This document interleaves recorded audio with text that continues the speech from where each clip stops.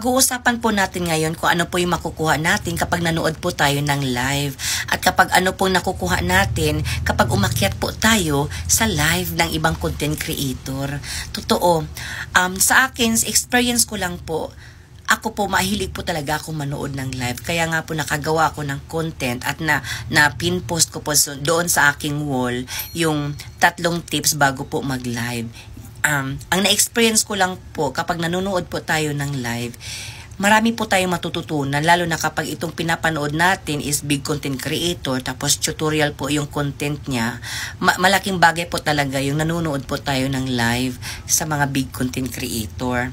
Kapag hindi naman po big content creator, may matututunan din po tayo sa live nila, lalo na po yung mga OFW na nagtatrabaho sa ibang bansa. Yun po, isinishare po kasi nila kung ano po yung buhay nila doon kaysa buhay dito sa Pilipinas. Magkaiba po talaga. Kaya po, ang dami ko pong natututunan na ang hirap din pala kapag nasa ibang bansa ka. Ayan po yung nalaman ko po doon sa kapapanood ko po ng mga live. At ito pa mga kahanash, first time ko pong umakyat ng isang araw sa isang live ng isang content creator na si Ma'am Kaberks. Yes po, totoo. Tapos ayoko po talaga magpakita kasi nga nagulat po ako. Wala pala siyang filter kapag ikaw yung aakyat ng live. Hindi kagaya ng ikaw mismo ang magla-live. Bago po tayo magla-live, talagang kailangan naka-set na po yung filter para mas makaya-aya tayong tingnan tulad nito. Naka-filter ako ngayon. Ayun po yung pero nilakasan ko po yung loob ko, tinanggal ko po yung hiya kasi gusto ko po talaga sanayin ko yung sarili ko na umakyat sa ibang content creator kasi alam ko po sa sarili ko na yun na po yung paraan ko na makatulong din po sa ibang content creator. Kapag once po ako umakyat sa mga live nyo, magno-notify po yun sa mga followers ko, tapos susundan po ako kung saan po ako umakyat ng live. Totoo.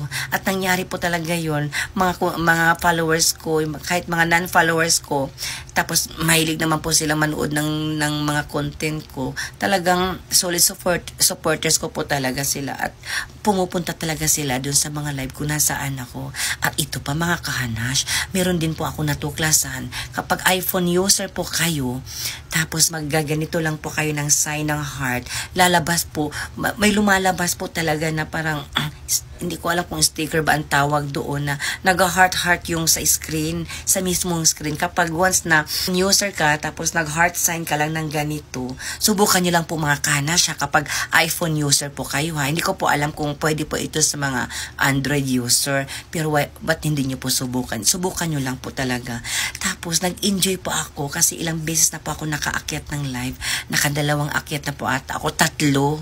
Ang sarap sa pakiramdam kasi nga syempre doon mo doon ka makakahanap ng tunay na kaibigan, tapos maganda yung pinapakita sa iyo, iba yung trato sa inyo, di ba, or sa akin. Ang sarap talaga sa pakiramdam. Tapos salitan kami ng share kung ano yung nalalaman nila, tapos ano yung nalalaman ko din, sinishare ko rin po kung ano yung kaalaman ko. Kahit kunti lang yung kaalaman ko, sinishare. Kaya maganda po talaga kapag nagla-live tayo, magpaakyat po tayo ng mga ibang followers, lalong-lalo na sa mga nagsisimula pa lang, yung mga baguhan.